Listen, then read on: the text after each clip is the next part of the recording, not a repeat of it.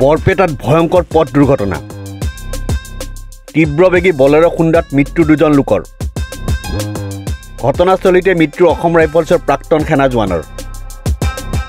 আনজন লোকৰ চিকিৎসালয়লৈ নিয়াৰ পথত মৃত্যু হয় মৃত প্ৰাক্তন সেনা জোৱানজনৰ নাম সমৰেন্দ্ৰ ঠাকুৰীয়া তীব্ৰবেগী বাহনখনে লোক দুজনক খুন্দিয়াই দলঙৰ ৰেলিং ভাঙি নদীত পৰে বৰপেটা জিলাৰ সৰবুগৰ ভুলুকাডুৱাত বৃহস্পতিবাৰে পথ দুৰ্ঘটনাত দুজন লোকৰ শোকাবহভাৱে মৃত্যু ঘটে ঘটনাস্থলীতে অসম ৰাইফলছৰ প্ৰাক্তন সেনা জোৱান সমৰেন্দ্ৰ ঠাকুৰীয়াৰ মৃত্যু হোৱাৰ লগতে গুৰুতৰভাৱে আহত হোৱা ভুলন দাসক উন্নত চিকিৎসাৰ বাবে বৰপেটা চিকিৎসা মহাবিদ্যালয়লৈ নিয়া হয় যদিও তেওঁৰো মৃত্যু ঘটে বুলি আৰক্ষীয়ে জানিবলৈ দিয়ে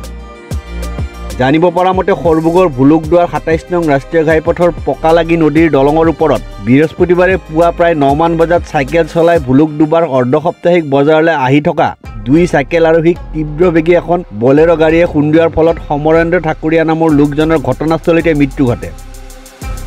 AS15 AC 7433 নম্বৰৰ তীব্ৰবেগী বলেৰো পিকআপ ভ্যানখনে দুইকে খুন্দিয়াই বাহনখন দলঙৰ ৰেলিং ভাগি নদীত বাগৰি পৰে